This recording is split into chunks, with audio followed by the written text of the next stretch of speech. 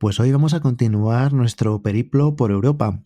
En esta ocasión estaremos en Florencia y vamos a estar con una persona que, bueno, sorprende un poco por la trayectoria meteórica que ha llevado en esto del turismo y que podría ser un ejemplo y podría ser también un acicate para aquellas personas que estén pensando en dedicarse a algo dentro de este sector. No os lo perdáis porque estará interesante de principio a fin, ya lo sabéis. Bienvenido, bienvenida a un nuevo episodio de este podcast Entre lápices y pantallas en el cual hablamos de todo aquello relativo al mundo pues, del turismo, de la hospitalidad. Ya sabes, ya lo conoces de los episodios anteriores, igual que yo soy Eduardo Arazola, ya nos conocemos también y este episodio vuelve a estar patrocinado por EASAEDRO. Ya sabes que puedes entrar en easaedro.com. Y hoy tenemos con nosotros a Jordi. Muy buenas tardes, Jordi. Hola, buenas, Eduardo, ¿qué tal? Pues ya deseando empezar a hacerte aquí preguntas, porque seguro que las personas que nos están escuchando algo querrán aprender de este episodio y creo que habrá mucho y muy interesante. Así que la pregunta que siempre tenemos para empezar con todos nuestros invitados, pues para aquellos que no te conozcan, ¿quién es Jordi y por qué está aquí hoy con nosotros? Nada, un placer, un placer. Bueno, pues nada, Jordi es un chico, bueno, ya convirtiéndose en señor casi, con 31 años, de Barcelona, que bueno, empezó en esto del turismo y de la hospitalidad desde muy joven. Bueno, en la carrera ya con diferentes experiencias en el mundo internacional y también a nivel nacional en diferentes islas y en diferentes lugares de España. Y bueno, un apasionado del deporte, un apasionado del turismo, de estar tiempo con mi familia, con mis amigos y sobre todo disfrutar del deporte, del cine y los hoteles. De hecho, hoy vamos a hacer algo que, bueno, no solemos hacerlo así, pero que, bueno, oye, pues como no tenemos unas reglas tan claras, pues vamos a decir, hoy vamos a terminar hablando del lugar donde está ahora, pero lo vamos a desvelar desde el principio. ¿En qué lugar estás ahora, Jordi? Ahora mismo en Florencia, Italia. Perfecto. ¿Y para algún hotel desconocido? Sí, estoy en Four Seasons Hotel Firenze. Así que vamos a retroceder. A partir de aquí vamos a hacer como estas películas que empiezan por el final y luego hacen un flashback y van al principio, ¿no?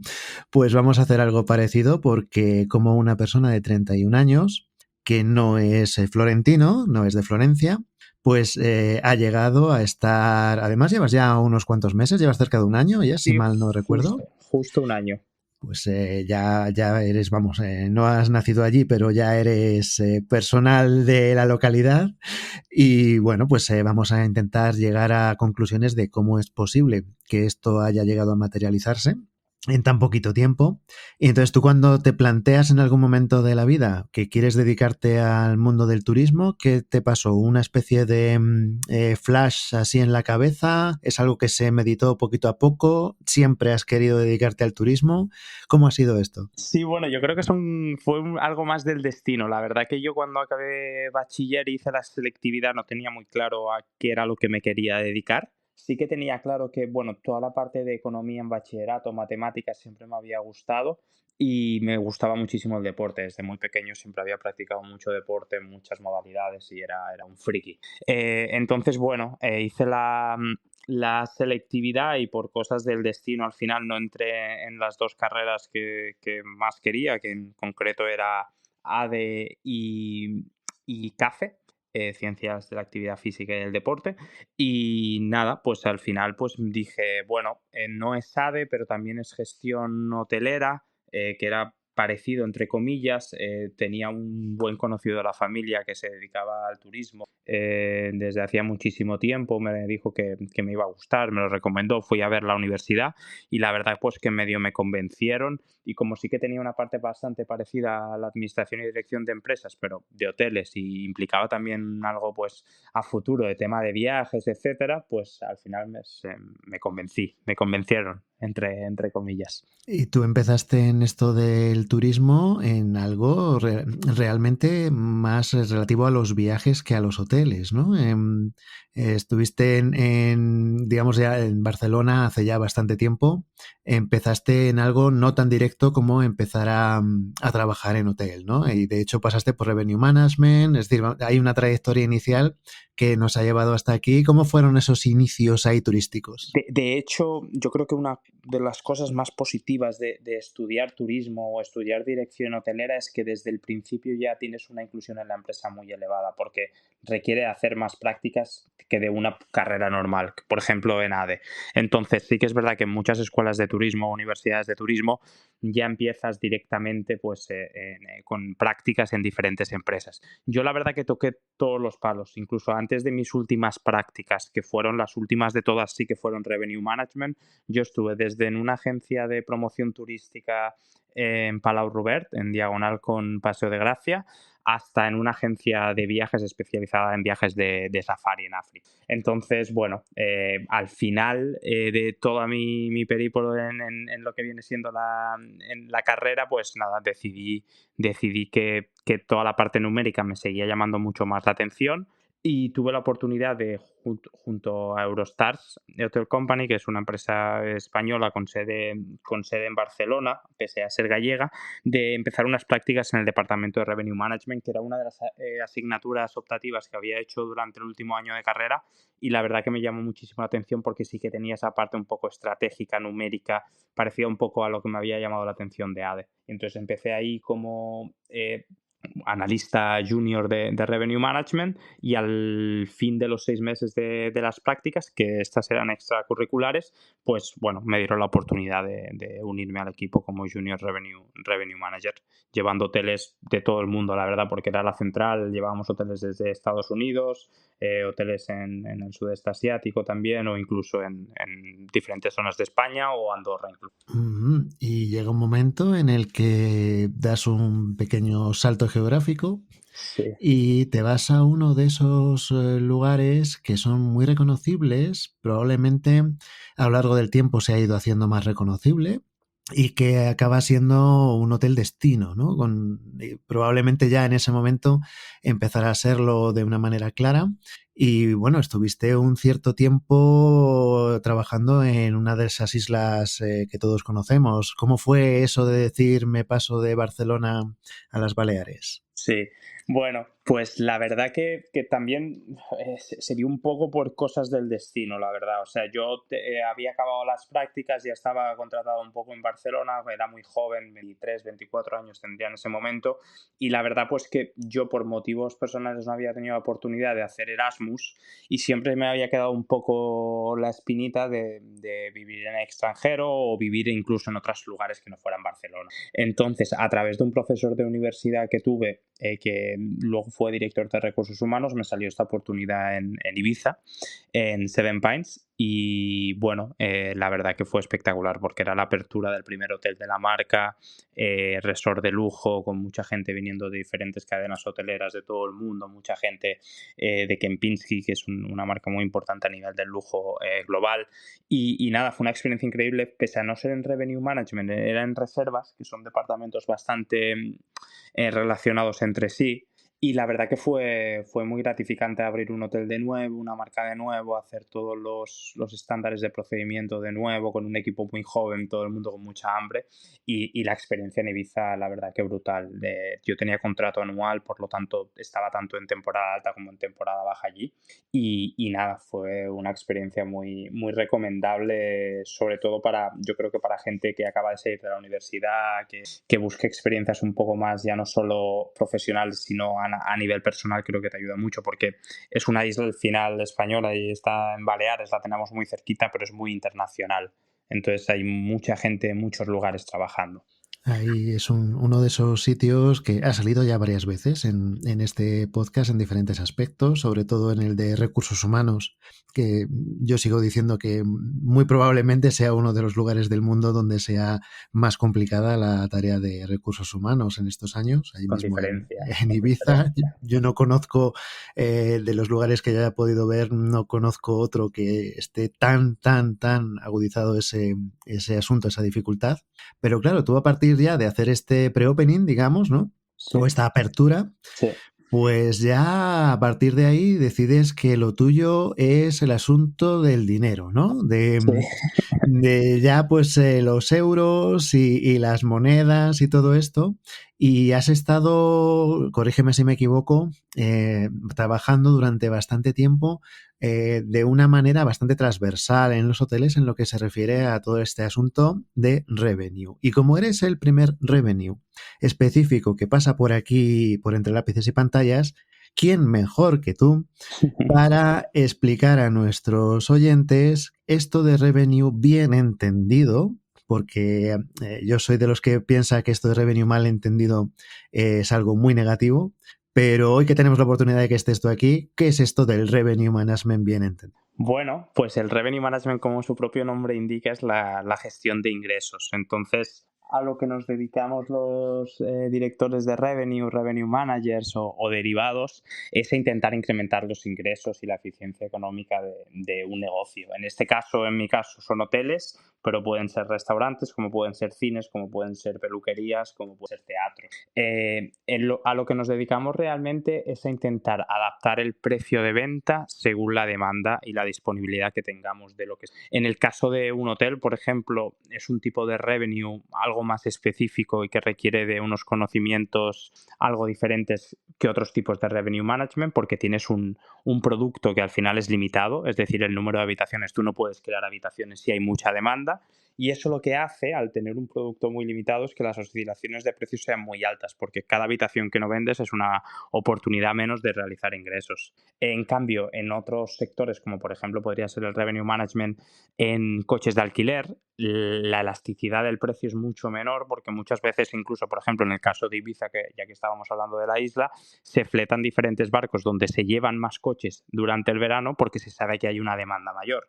Por lo tanto, eso hace que la elasticidad de precio, al tener que vender más unidades, sea bastante menor en ese caso. En el caso de los hoteles es bastante complejo y cada vez ha ido desarrollándose más, porque ya no solo nos dedicamos a vender habitaciones como tal, sino cualquier área de negocio del hotel, ya sea alimentos y bebidas, como sea habitaciones o incluso meeting and events. Y una pregunta, ¿llegáis a tocar la parte de, vamos a decir, concierge, la parte de lo que serían actividades fuera del hotel también en vuestra actividad de revenue, o es algo que va un poco por sí solo? Sí, depende muchísimo del tipo de hotel. En el caso, en mi actualidad, que estoy en Four Seasons, sí, porque tenemos en la web una parte que es de experiencias diseñadas por Four Seasons, que cada stock keeping unit pues sería como tenemos diferentes puntos de venta y diferentes unidades de venta, que cada una, por ejemplo, puede ser una experiencia. Es decir, en el caso de Florencia tenemos ir a los Chianti, que son los montes que están alrededor de Florencia, a coger trufas, por ejemplo, y que vas con un perro. Entonces, por ejemplo, eso sería una de las cosas que se podrían vender a través de concierge o a través de la web. Entonces sí que tiene mucha parte ya experiencial, o sea, como decía, incluso toda la parte de lugares del hotel que puedas llegar a alquilar por ejemplo, tiendas de retail, también lo llevaría Revenue Management junto con finanzas. O sea, al final es maximizar los ingresos del hotel de cualquier forma. Es decir, tienes que intentar, ya no es solo cambiar los precios de habitación, sino es buscar cualquier forma de que cualquier metro cuadrado del hotel sea capaz de generar ingresos. De hecho, en el caso de F&B hay algunas métricas, o incluso en el caso de Asset Management, que ya hablaremos más tarde, hay algunas métricas que lo que miden es cuánto revenue genero por metro cuadrado disponible. Entonces es súper interesante, porque ya no miramos cuánto revenue genero por habitación disponible, sino por metro cuadrado total del hotel, contando habitaciones, contando salas de reuniones, contando pasillos, contando stands en el lobby con un producto de retail de alguna tienda que quiere pagar para tenerlo ahí y darle posicionamiento en la ciudad, para que cuando el cliente salga de ahí se haya quedado con el nombre de la tienda y quiera ir a comprar ese reloj o esa camisa a esa tienda que ha visto en el lobby del hotel, o cualquier tipo de estrategia. De hecho, bueno, hace poco leíamos ahí en LinkedIn un revenue manager que explicaba que habían hecho una simple prueba que era al lado del mostrador de recepción. habían puesto un dispensador de algo. No recuerdo ahora mismo si era de chocolatinas, si era de... Era algo de tipo de snacks, y que con solo esa acción empezaba a dar cifras de lo que habían vendido en el mostrador de recepción de las personas que estaban allí, pues a lo mejor esperando a registrarse o en el checkout o lo que fuera. Y él mismo decía que estaba sorprendido de que una cosa que, bueno, pues que parecía que no era, no esperaban un resultado tan positivo o tan abultado, pues que lo habían, pues que había venido así y estaban ya pues dándole vueltas a cómo copiar esa estrategia para el resto del hotel.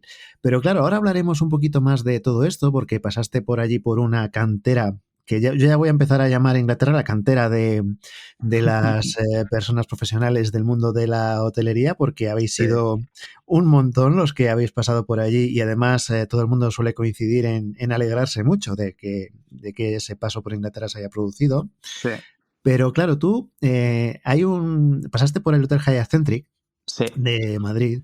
Y claro, este hotel que ya ha pasado, pues creo recordar, no sé si 2 o 3 veces por el podcast, siempre se nos ha comentado que este hotel era como como hay un clúster en Madrid entre el Hotel Thompson y el Hotel Hyatt Centric, pues que el Hyatt Centric es el que es, digamos, más reconocido, el que ya iba rodado. En algún momento, pues nos ha dicho que era como un caramelito, ¿no? El Hotel Hyatt Centric para todo lo que se refiere a actividad de ventas y reservas. Pero claro, tú llegas cuando se va a abrir. Entonces, esto tú no llegaste a verlo de esta manera, sino que llegaste en el momento difícil. Pues nada, el hotel estaba justamente en ramp up y, bueno, era justo después de la pandemia y como todo, pues era relanzar un poco el producto, era el primer Hyatt Centric también de toda España, uno de los primeros de Europa, marca muy poco conocida en ese momento también a nivel nacional, no había mucho posicionamiento de marca aún de Hyatt en España, ahora cada vez se ve más, pero en ese momento, en 2018, cuando abrió, y en 2021 pues aún menos, después del COVID. Y nada, prácticamente pues sí, fue empezar de cero porque los números que tenía el hotel obviamente al haberse hecho solo un año eran bastante cogido con pinzas y tuvimos que posicionarlo de nuevo, sobre todo con todo el tema de la marca, intentar hacer entender pues que sí que era lujo dentro de un lujo lifestyle, igual un poco más modesto o centrado en un tipo de cliente algo diferente. Y poco a poco la verdad que fue creciendo y creciendo a nivel de posicionamiento de marca, campañas de marketing muy bien, una estrategia también de precios y de ventas también bastante potente. Y bueno, sí, justamente cuando yo dejé el hotel en 2024, si no recuerdo mal, la verdad que sí, era un caramelo, era un hotel que ya solo por la ubicación que tiene en Gran Vía, el posicionamiento de marca que tenía, un equipo ya muy sólido con bastantes años de experiencia trabajando todos juntos, la verdad que sí, que el hotel era un placer trabajar ahí, la verdad. Y claro, todo esto ya para el 2024 existía ya el Hotel Thompson para entonces, ¿no? Sí, sí, sí, sí. De hecho, Thompson, si no recuerdo mal, no tengo las fechas ahí, me bailan un poco las fechas, pero Puede yo ser creo que 2022, 2023, y por yo ahí, creo ¿no? que en septiembre de 2023 fue la apertura de Thompson y empezamos a trabajar con él en enero del 23 aproximadamente. Y bueno, ese sí que fue un proyecto súper enriquecedor a nivel personal porque ese sí que el otro era complejo, pero yo ya me encontré el producto un poco desarrollado a nivel de comercialización. Tuve que cambiar algunas cosas y poco a poco ir mejorando algunas cosas o adaptándolas a los momentos de la demanda, pero en Thomson sí que fue desde cero. O sea, recuerdo las reuniones incluso para definir qué tipos de habitaciones íbamos a vender, eh, intentando entender los planos para ver qué habitaciones tenían balcón, cuáles no tenían balcón, si vamos a poner un suplemento a las habitaciones con balcón, si vamos a tener este tipo de suite, este tipo de otro suite con 2 espacios, suite con un espacio. Entonces ahí sí que fue una creación desde cero del producto y al final también pues cuando lo creas tú desde cero pues entiendes mucho mejor la parte estratégica y sí que es verdad que es súper enriquecedor. Yo a todo el mundo que puedo les recomiendo que haga un opening porque la verdad que es increíble y si lo puedes hacer encima en posiciones un poco de, aunque no sea management, un poco más de intermedias, que tal vez no eres un empleado base, el impacto es increíble y las posiciones y las probabilidades de crecimiento también son muy altas porque al final también en los openings hay rotación de personal, gente se va, gente viene y eso ayuda muchísimo también a que te desarrolles profesionalmente porque se dan oportunidades. Claro, estamos hablando de que has participado en la apertura de un hotel, vamos a decir, tipo resort, ¿no? Como podía ser Seven Pines. Y luego, pues pasas, además, Seven Pines de la época de Kempinski, también una cadena de lujo. Sí. Y pasas a abrir un hotel de lujo urbano, como pudiera ser este Hyatt Centric, y abrir otra vez otro hotel de lujo urbano también como pudiera ser Thompson, con las dificultades que hemos explicado aquí en el podcast ya durante esos 3 episodios, con Juan Luis, con Julio Mangas y con Paloma, de lo que es un hotel que era el primero fuera de Estados Unidos, de una marca muy potente, pero era el primero fuera de Estados Unidos, ¿no? Sí, Y sí, sí, sí. eso tiene muchas particularidades que hemos tratado aquí, por eso le hemos dedicado 3 episodios, porque claro, un hotel pues que no conocía a nadie por aquí, pero que era una marca muy potente, perteneciente a una marca muy potente también, a una compañía muy potente, con unos recursos muy grandes, pero que nadie conocía al mismo tiempo, en De 5 hecho, estrellas.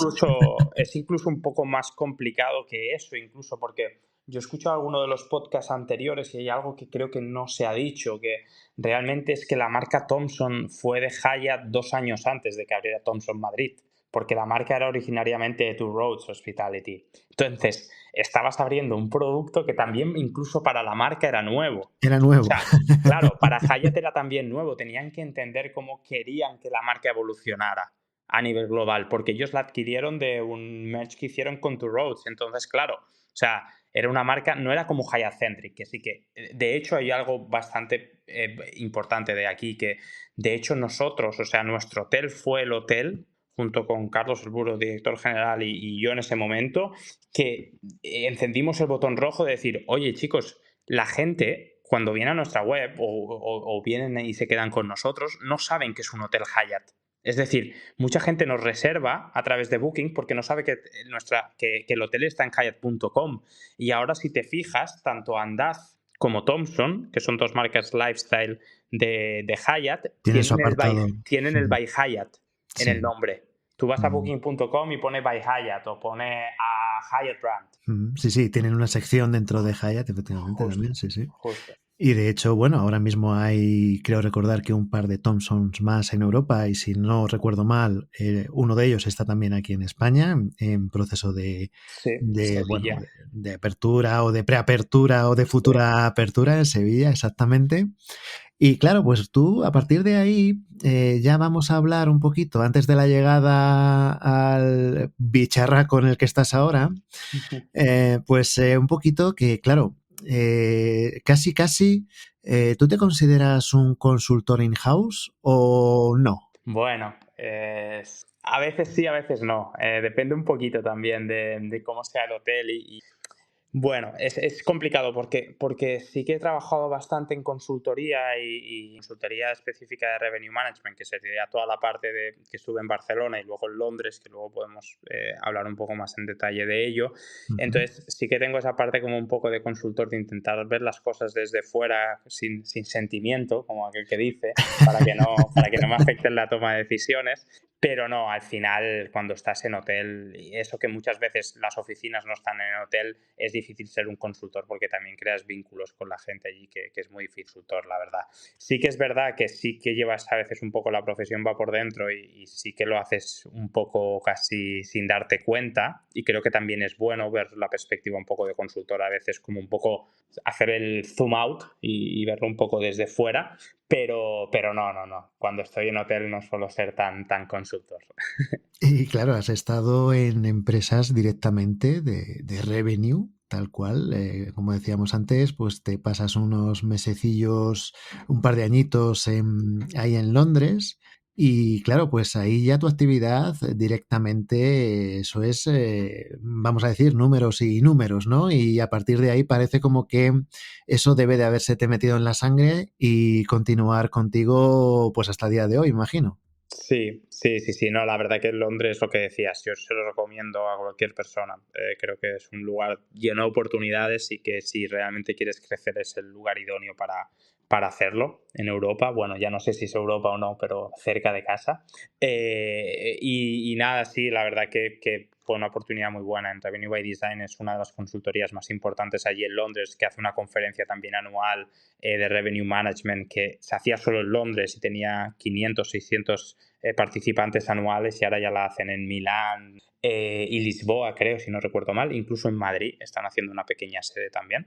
Y nada, la verdad que lo recomiendo muchísimo. Y la parte de consultoría te da una exposición también a diferentes clientes de muchos tipos, y te expone a muchas situaciones diferentes en un periodo de tiempo muy corto. Entonces la curva de aprendizaje es totalmente diferente a la de un hotel. Yo lo recomiendo mucho en fases formativas, el poder estar en posiciones que realmente te den exposición a muchos tipos de proyectos diferentes y no solo a un tipo de proyecto, porque lo que digo, la curva de aprendizaje es totalmente diferente, te expone a muchas situaciones muy diferentes todo el tiempo, y en un hotel muchas veces eso te puede llegar a limitar un poco. Entonces creo que eso es una de las partes que más me gustaría destacar de la parte de consultoría, o la parte cuando estás en un clúster, en una central, por ejemplo, como la tiene NH en Madrid, que creo que sí que te expone muchísimo a diferentes tipos de situaciones. Y la consultoría en sí, la verdad que es muy entretenida. Como decía, hablas con diferentes stakeholders, por decirlo de alguna forma. O sea, al final no solo hablas con un GM, a veces hablas con un director comercial, a veces hablas con un propietario, y tienes que ser capaz de transmitir tu mensaje de una manera muy clara y ser capaz de adaptarlo también, porque no todo el mundo tiene una... No todo el mundo entiende los números de la misma manera, y tienes que ser capaz de, tanto verbalmente como en tus proyecciones o presentaciones, ser capaz de adaptar tu lenguaje a la persona que le estás exponiendo. Tal vez estás hablando con otra persona de finanzas, pues probablemente sea más fácil o más natural que le expongas según qué cosas de números, pero hay gente con la que hablas que sabe muchísimo de negocio, pero igual no sabe tanto de revenue management, que le tienes que exponer las ideas de una manera diferente. Entonces creo que eso también te da mucha versatilidad al estar en consultoría. Vamos a ubicar un poquito también a quien nos está escuchando. Esto que está contando ahora mismo Jordi tendría unos 24, 25 años, o sea, no tenía 45 Sí, todavía, sí. estaba pues en ese momento de unos 24, 25 años. Después de ahí pues toca volver a Madrid, a esta parte que hemos comentado de Hyatt. Y bueno, después ya de pasar un poco de tiempo haciendo pues casi, ¿qué te pasaste? ¿Al mundo inmobiliario, podríamos decir? ¿O no Bueno, llegó a tanto? de hecho es, o sea, me pasé al asset management, bueno, para el que no conoce realmente, pues es, si estaba en la gestión de ingresos, pues ahora estaría en la gestión de producto, o un poco de inmueble, y de asegurar de que el inmueble genera valor suficiente para luego o ser vendido o para mantenerlo, pero que sigue generando valor. Y bueno, esa parte sí que es una parte un poco más financiera como tal. La empresa, la verdad que es súper puntera a nivel global, tiene un portfolio de clientes muy grande, entre ellos hoteles, por ejemplo, Four Seasons Madrid. Y la verdad que sí, que en esa parte eso es todo un mundo diferente. O sea, sí que está interrelacionado, pero sí que se requieren de conocimientos financieros algo distintos, un poco más de control también de la parte de costes, etcétera. Y bueno, la andadura fue increíble, la verdad. O sea, es una experiencia brutal. O sea, al final ahí sí que trabajas con muchísimos tipos de clientes, desde fondos soberanos, porque al final esta empresa lo que se dedicaba es una empresa de asset management y gestión hotelera, ¿de acuerdo?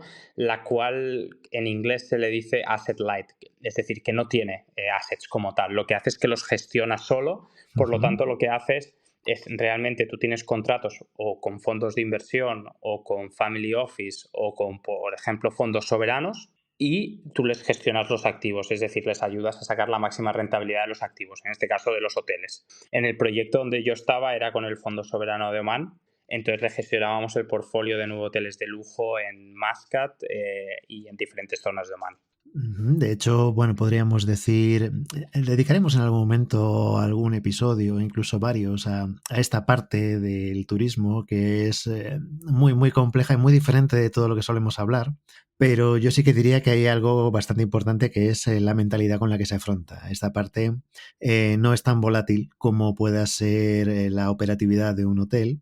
No hay la misma rotación, y digamos es la parte que más se preocupa de lo que va a pasar en los hoteles pasado mañana. Y está, digamos, pendiente del presente, pero probablemente sea la parte que más se preocupa de un futuro un tanto más lejano dentro de todo lo que es el mundo de la hotelería. Entonces merece enfocarlo digamos, dedicarle un tiempo en algunos episodios per se, porque aquí ahora ya entonces llegamos a, bueno, a donde estamos ahora, ¿no? Y claro, pues aquí viene pues esa marca, ¿no? Decir, bueno, pues hace poco teníamos en el podcast a David Arraya y él nos comentaba que cuando había pasado del fútbol a la hotelería, pues él equiparaba lo que era el sueño de jugar en uno de esos grandes equipos a estar en una cadena hotelera, pues que fuera el equivalente para él era Four Seasons en este caso, ¿no?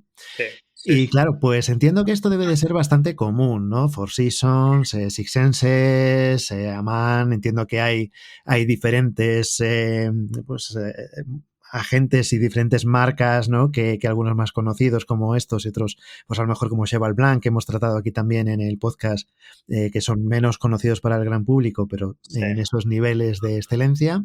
Tú en sí, sí. algún momento estás en tu casa viendo la televisión, ahí vagueando, y te suena el teléfono y te dicen, oye, que somos de Four Seasons de Florencia, queremos que te vengas. ¿Cómo es eso? Bueno, pues más o menos fue parecido. Eh, pero sí, ¿no? La verdad que sí, para los hoteleros Four Seasons es como si te llama el Real Madrid o el Barcelona y bueno, tienes que tomar la decisión. Es un tren que pasa una vez en la vida para mucha gente y sobre todo en Europa es muy difícil. O sea, es más fácil pues que te llamen igual para algún proyecto fuera de Europa. Porque, bueno, por tema de flujos de trabajo, etcétera, pues es más sencillo, pero al final en Europa son cadenas que no es como Hyatt, que tiene 8.000 hoteles, o como Marriott, al final son cadenas que tienen 180, 200 hoteles en todo el mundo, entonces al final Revenue Director o director comercial hay uno por hotel, entonces las posibilidades siempre son mucho más bajas. Y sí, el nivel de excelencia que se pide pues, en estas cadenas en todo sentido, tanto operativo como más back office, es el máximo. Y sí, pues se dio esta oportunidad en Italia, en Florencia, en la cuna del Renacimiento. Y nada, en realidad el proyecto era imposible decir que no. Bueno, este lleva 3 años seguido entre los 50 mejores hoteles del mundo. Este año ha sido el noveno de nuevo, fue el noveno, el 19 y ahora el noveno de nuevo. Y nada, el hotel la verdad que es espectacular. 2 palacios diferenciados con un parque privado de 5 hectáreas. Una barbaridad. Ahora lo describiremos porque nos gusta hacer el juego de decir, oye, me pongo en la puerta del hotel y que me encuentro. Lo hemos Sí, hecho en diferentes hoteles ya sí, sí, y sí. nos divertimos un rato.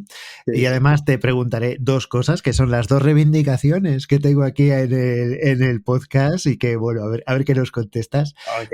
Pero básicamente sí que me gustaría, de alguna manera, a la gente que nos esté escuchando y que esté un poco en la tesitura de que, oye, pues puedes llegar a trabajar en una situación como la que estás tú ahora, un poquito el indicarles, imagínate que estás delante de una cámara, ¿no? Como pasa en televisión, y dicen, mira a tu cámara y dile a esas personas que están escuchándote y que tienen ahora pues 18, 21, 25 o la edad que sea, pero que están empezando en el turismo, aunque sea, yo qué sé, pues de 40, 50, me da igual.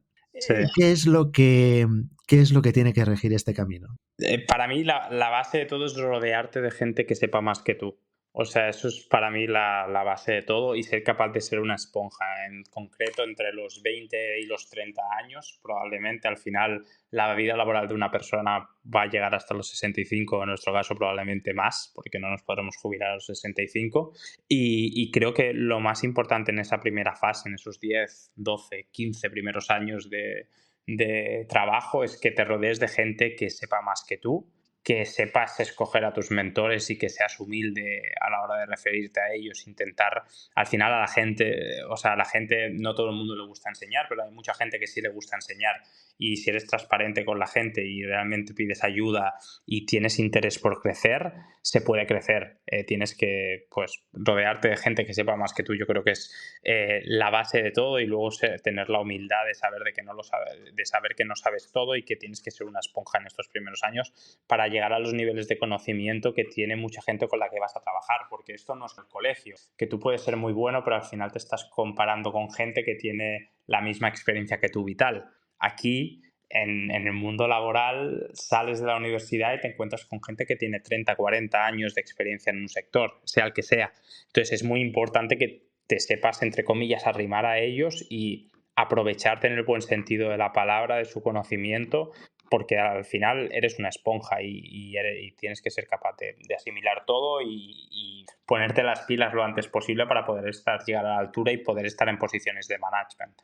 Al final creo que eso es lo principal, y luego el no tener miedo al fracaso. O sea, es normal que en tu primera reunión de resultados, que en tu primera reunión con un presupuesto, que en tu primera reunión con un propietario te tiemble la voz, o no estés muy seguro de las cosas que vas a decir, o tengas que estudiarte los apuntes 16 horas y luego ya no hace falta que te los mires más porque ya te lo sabes de memoria a los 5 años. Pero creo que esa parte de esfuerzo también hay que ponerla, obviamente, y que a nadie le regalan nada, pero sí que es verdad que esa parte, pues, como de ser un poco esponja, es necesaria, y saberte arrimar a buenas compañías en el sentido de la palabra de conocimiento, yo creo, en el trabajo. De hecho, esta parte la podríamos incluso corroborar de manera podcastiana en esta serie Hospitalidad, porque efectivamente hemos visto cómo diferentes personas que han pasado por el podcast suenan en el mundillo de una manera recurrente, ¿no? En el caso del invitado de hoy, de Jordi Izquierdo, pues ha sonado en cantidad de conversaciones, y algunos de los invitados que han pasado por aquí han sido compañeros, si no en un sitio, en otro, o en alguna coincidencia en algún lugar, o saben quién es, o han colaborado, o diferentes puntos a lo largo de la trayectoria que han podido estar en común. Y al final, pues sí que vemos que hay ese rodearse a lo largo de las trayectorias, el rodearse de otras personas que han llevado a cabo pues situaciones, pues como lo que contábamos hace un momento del Hotel Thompson de Madrid, donde hemos tenido, por ejemplo, aquí a Julio Mangas en este podcast, explicando ese proceso de arranque, y en el que también estabas por allí.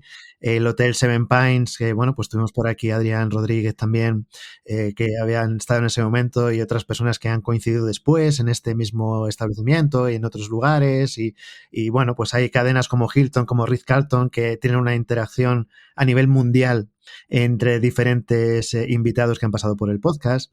Es decir, que ha habido muchas referencias, y siempre es lo mismo, siempre es personas que han ido coincidiendo y han sacado provecho precisamente del aprender de esas personas que estaban alrededor.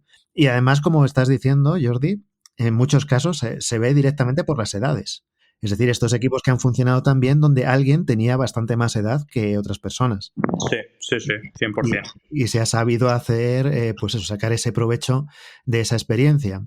Pero claro, llega un momento en el que el Four Seasons de Florencia es un tanto, voy a decir peculiar, en el sentido de que no tiene la misma estética que viene a la mente de un Four Seasons. Bueno, aquí hemos hablado de Four Seasons Hawaii, por ejemplo, y claro, no tiene nada que ver. No se parece mucho. En lo que teníamos en mente allí con lo que tenemos aquí.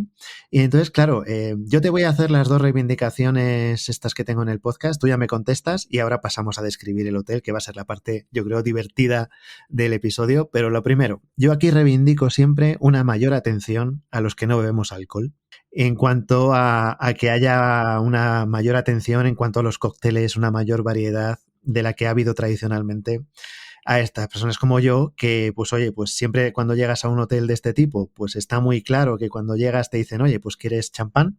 Pero cuando no bebes alcohol ya no está tan claro. Entonces entiendo que Four Seasons Florencia seguirá la misma dinámica que están siguiendo los demás, de prestar atención a las personas que no bebemos alcohol más de la que se nos prestaba antes. Pues sí, sí, sí. Y mira, te voy a contar una historia que te va a hacer bastante gracia, porque de hecho nosotros en Four Seasons Florencia tenemos Atrium Bar, que es un bar especializado en Negroni, que es una bebida típica fiorentina.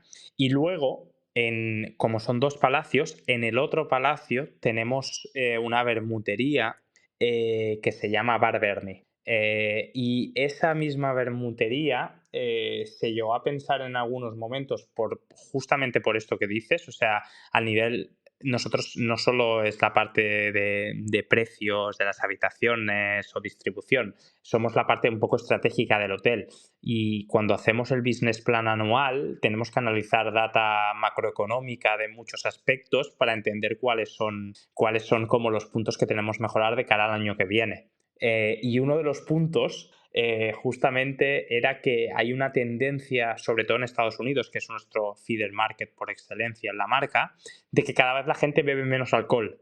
Y justamente estaba hablando con alguien, un muy buen amigo mío que trabaja en Pim Suntory, y me decía que ellos justamente también lo saben.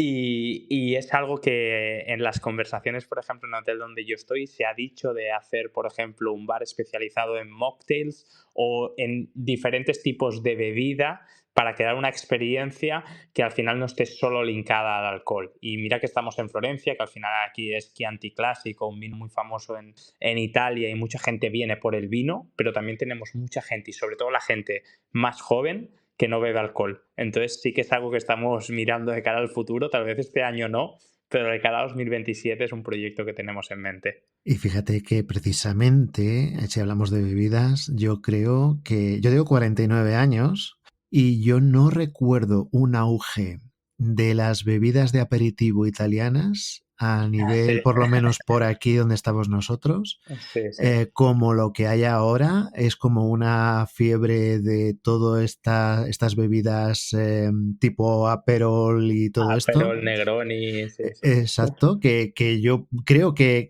incluso hace un par de años pues no sabíamos lo que era, aunque hubiéramos visto a lo mejor un logotipo, Sí, y de un tiempo a esta parte, pero vamos, de un tiempo, estamos hablando de año y pico, 2 años a esta parte, es como un estándar en todas partes, ha tenido una expansión, por lo menos aquí en España.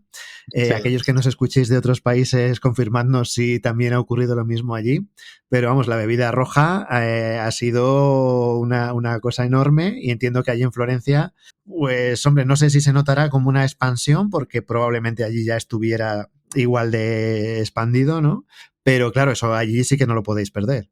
Sí, claro, claro, no, el Negroni es imposible quitarlo de la carta, pero bueno, es lo que tú dices, al final dar soluciones a todo tipo de gente y al final nosotros centramos nuestras decisiones en data. Si la data dice que hay más demanda de no bebidas alcohólicas, tendremos que adaptar nuestra oferta a ello.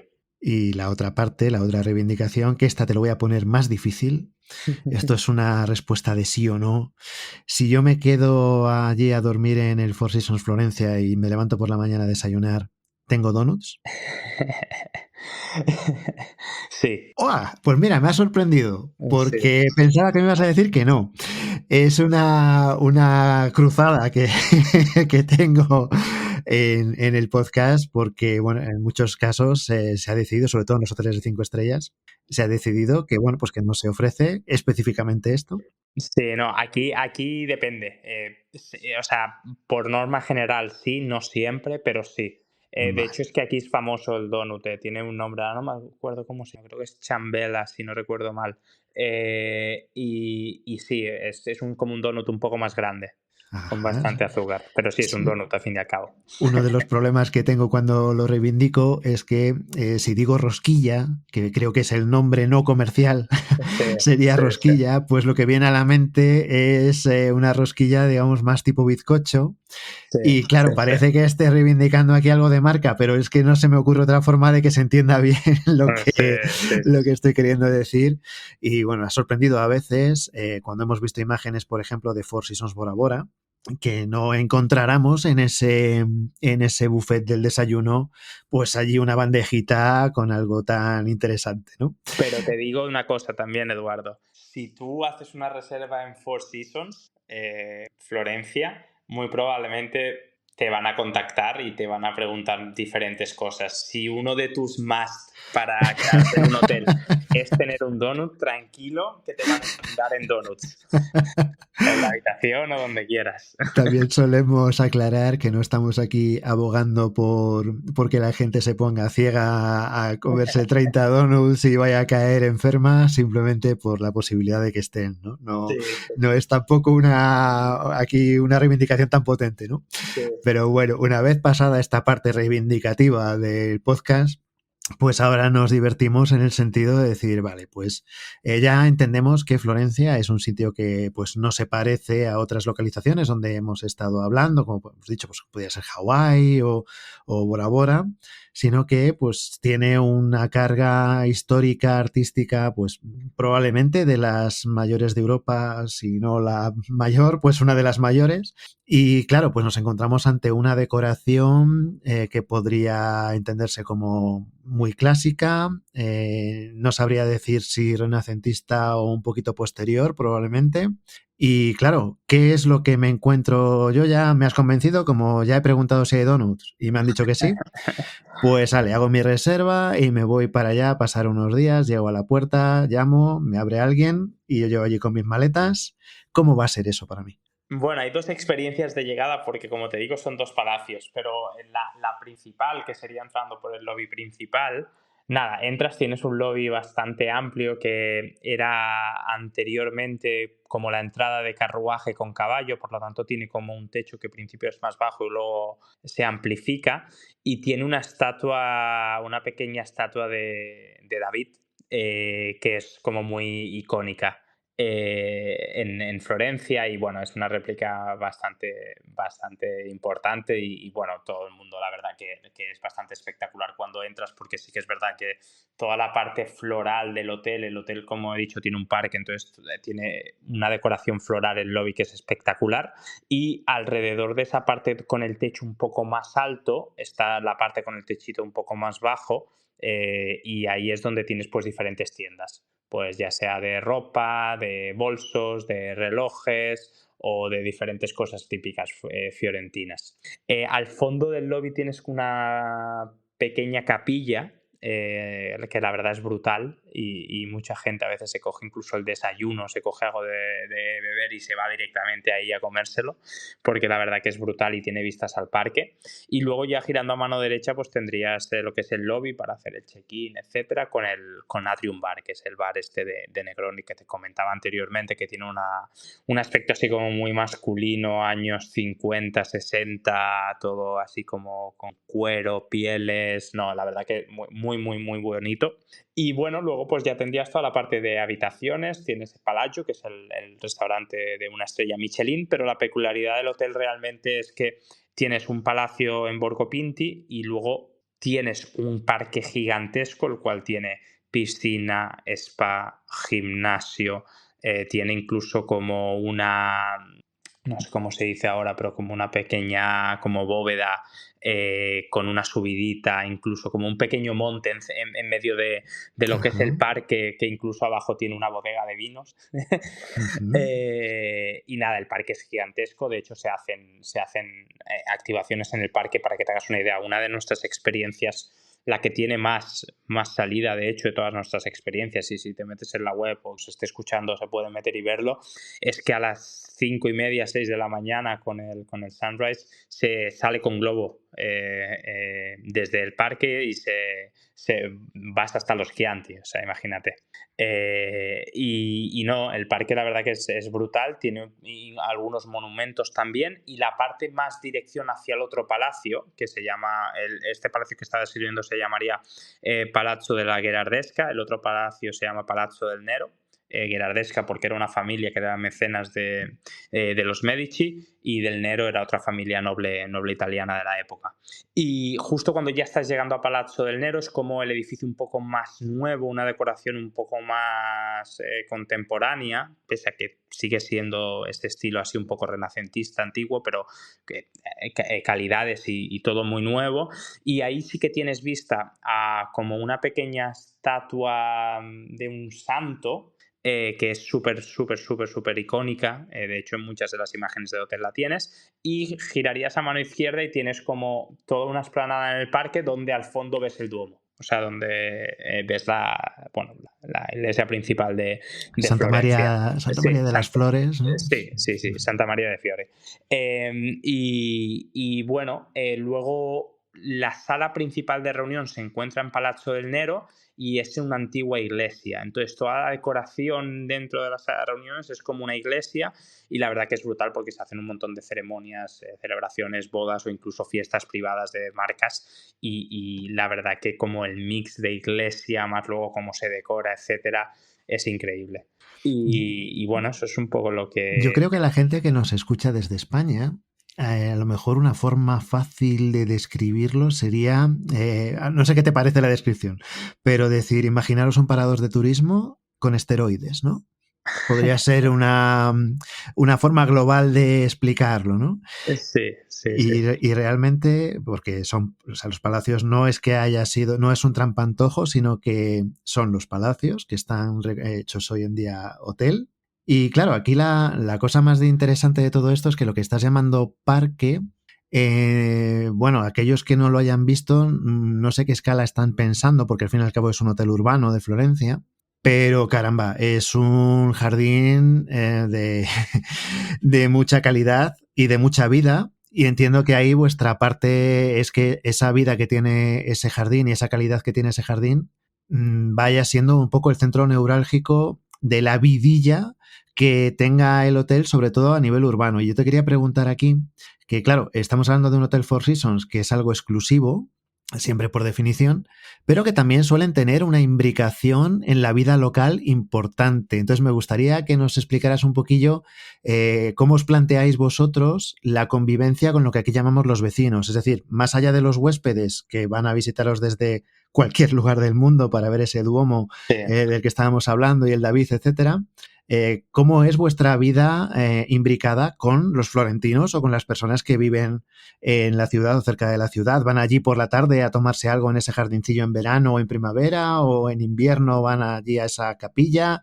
Sí. ¿Cómo lo habéis planteado para que no sea solamente para huéspedes? Sí, pues la verdad que tiene un sense of place muy, muy elevado. O sea, la verdad que se hacen muchísimas activaciones para gente fiorentina. De hecho, hay un Open Day que es súper famoso en Florencia, donde se abre el jardín al público, a la gente fiorentina, y vienen familias a visitarlo, etcétera, porque como dices, o sea, al final el jardín son prácticamente 7 8 campos de fútbol. Entonces es muy, muy grande.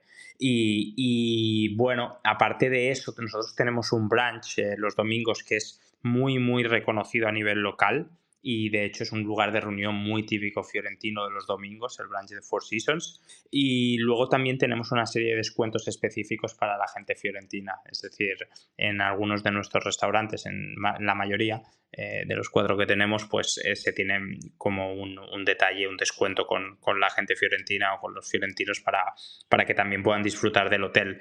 Aparte ya de todas las otras como simbiosis, porque al final también es una fuente de producción también muy elevada para la ciudad y una fuente también de empleo muy elevada, porque tiene muchísimos empleados y te diría que a diferencia de la mayoría de Four Seasons que conozco, tiene un ratio fiorentino muy, muy alto, es decir, tiene un ratio local altísimo. Te diría que el 95% de la plantilla es fiorentina, prácticamente.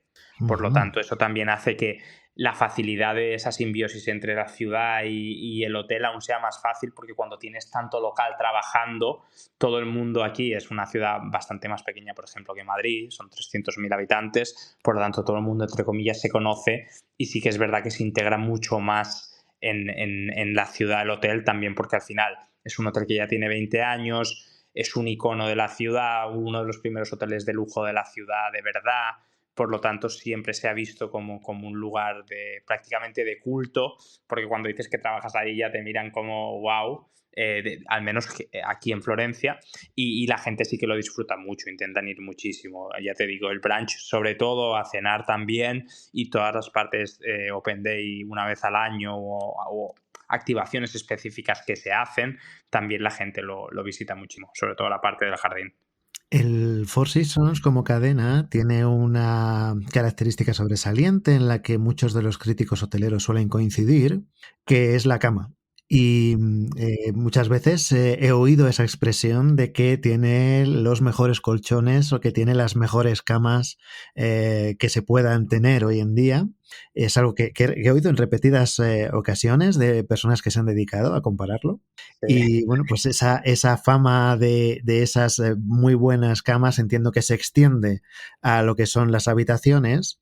Y claro, lo último que nos quedaría por completar para entender un poquito el hotel es, ¿vale? Y, con los vecinos os lleváis estupendamente. ¿Quién os visita a vosotros? Claro, estamos hablando de Florencia, allí en esta ciudad, no sé qué ratio de turista por habitante habrá, pero yo creo que debe de ser una de las ciudades de Italia, si no la primera. eh, no sé, a lo mejor es Venecia o a lo mejor es Roma, pero Que hay muchas en Italia.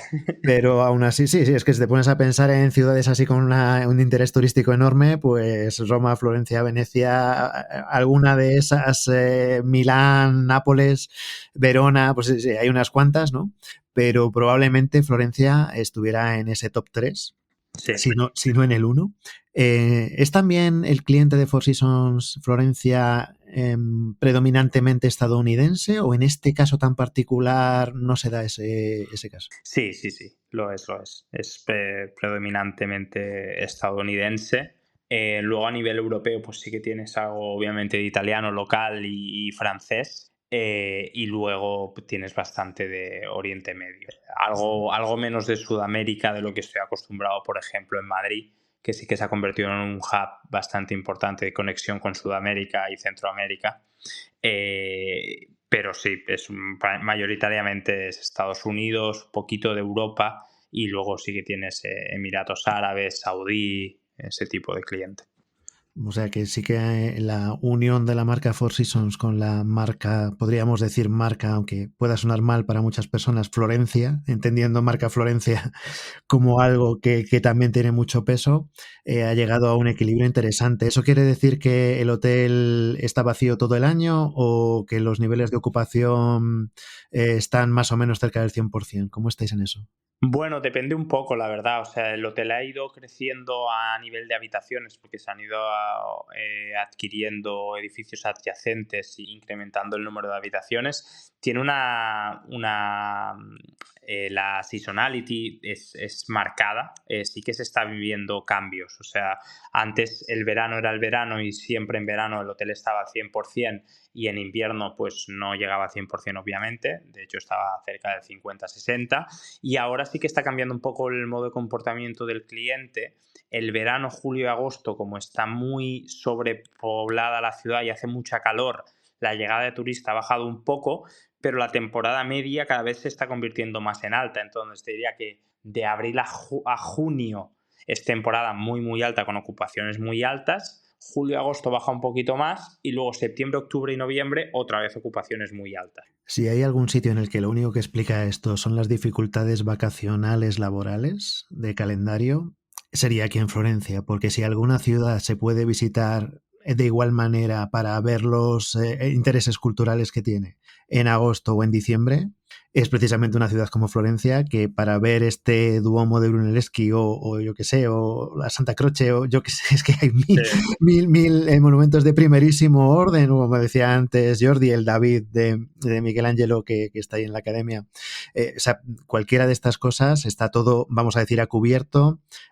Son situaciones que da igual que haga más frío o que haga más calor. Lo único que se explica para esta estacionalidad es que la gente que quisiera ir en, yo que sé, en febrero, pues no tenga vacaciones, ¿no? Es lo único que lo podría explicar para que exista esa estacionalidad. No sé cómo lo ves tú, porque podría ser una ciudad visitable todo el año. sí, yo creo que es una ciudad visitable todo el año, pero sí que es verdad que me sale la palabra en inglés. O sea, está como overcrowded un poco durante el verano. Y Claro, claro, sí, sí. al final, para el cliente de lujo, lujo, lo único que busca es un poco no eso, ¿sabes? Entonces, creo que tiene dos problemas. El calor, que es muy, muy alto en julio y agosto, entonces también a la hora de caminar la ciudad lo hace un poco más pesado.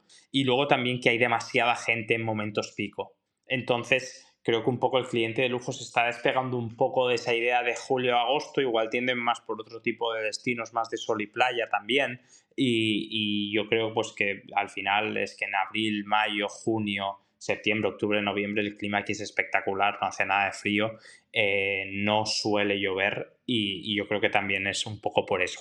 También es que se está convirtiendo mucho en un destino dentro del lujo para celebraciones o de cumpleaños o de bodas, siempre como cosas especiales. Entonces muchas veces coincide que igual no lo haces en tus vacaciones más grandes, que serían las de agosto, y lo haces más como una escapada intramensual, por decirlo de alguna forma. Fíjate esto que estás diciendo para que veamos la coherencia de todo esto.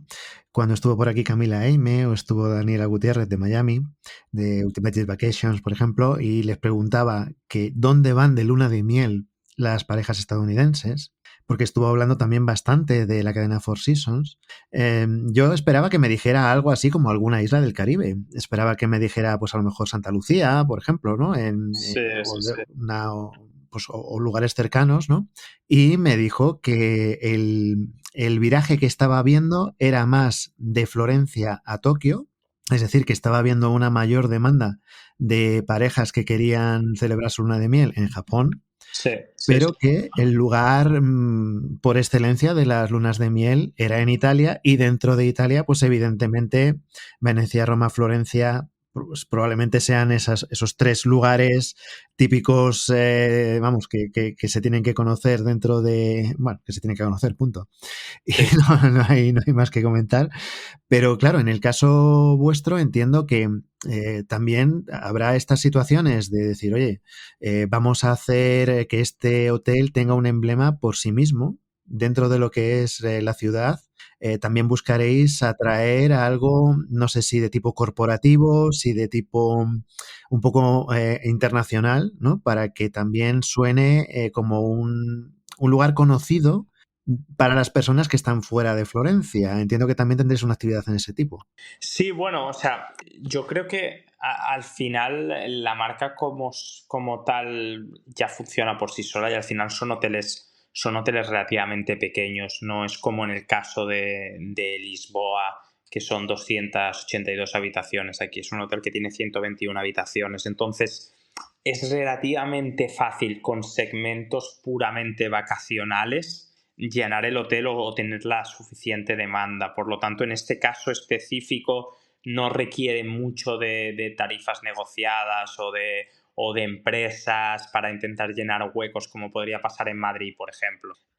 Aquí requiere mucho más pues de... Al final el hotel intenta promocionarse como el lugar perfecto para celebrar.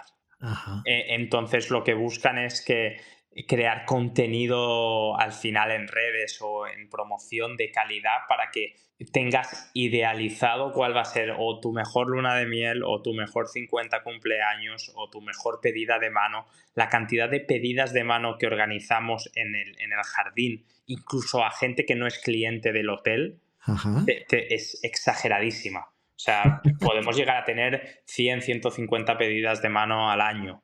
Eso es una Entonces, cada 2 días, más o menos, o claro, cada 3 días. claro. Y, no, y si tienes en consideración que en enero, febrero o diciembre, pues prácticamente no tienes. Entonces, Eso es que en ahí junio hay 3 al día o sí, 4 al día, ¿no? sí, no tres al día, no hemos llegado a tres al día, pero igual has tenido una por la mañana y otra por la tarde.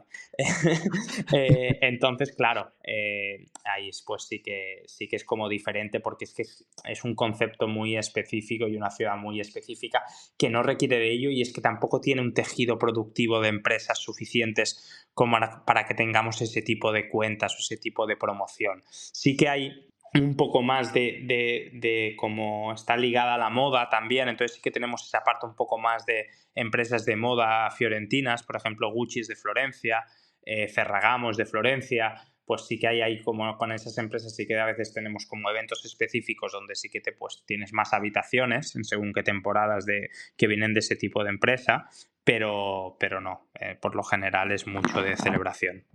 Pues yo creo que ya has dejado aquí implantado el gusanillo este de a las personas que nos estén escuchando de por lo menos empezar por el primer paso que es cotillearlo.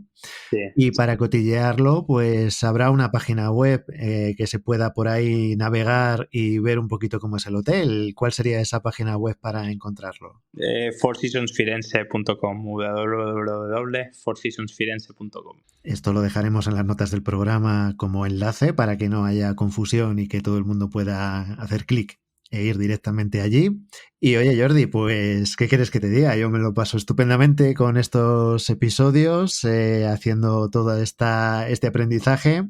Agradecerte que hayas venido, a todos los que nos han escuchado, pues esperar que, oye, pues os haya servido el ver este ejemplo que hemos traído hoy de esta persona, pues que lleva una velocidad fulgurante, a lo mejor no es necesario para todo el mundo llevar esta velocidad tan fulgurante, pero que es una trayectoria que, bueno, nos ha explicado con bastante, dentro de lo que cabe, bastante detalle y que ya nos apetecía mucho escucharle de primera mano. Esperamos, Jordi, que, como siempre decimos, pues te damos la bienvenida por primera vez a este podcast entre lápices y pantallas y tener la ocasión en el futuro de volver a invitarte y si cuadra el Seguro que horario, sí. el calendario y apetece, pues pudieras estar con nosotros en siguientes temporadas para volver a tener más conocimientos contigo, pero sobre todo lo que más nos interesa es que hayas pasado un rato por lo menos medio divertido y medio agradable. Sí, súper agradable y súper es divertido y se los recomiendo a todo el mundo, la verdad.